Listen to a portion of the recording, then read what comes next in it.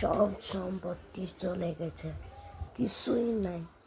বাসা, কাল বাড়ি আগুনে সব পড়ে গেছে।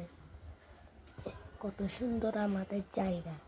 এই জায়গার মধ্যে রাতের বেলা ঘুম যেতেছিলাম, তখন আমার আপুরা থেকে আমাকে বলল যে আমাদের সামনের বাসায় আগুন লেগে গেছে। তখন আমি দৌড় মেরে উঠে গেছি, আমার সব পরিবাররা উঠে মাত্র দেখি পুরা জায়গা আগুনে ভরে গেছে। সেজন্য আপনাদের থেকে একটু দোয়া চাই, যাতে বিসমিল্লাহ না আর জীবনে না হয়। সেজন্য আমি আর পারব না। পুরা সম্পত্তি আমাদের সেটা জ্বলে গেছে।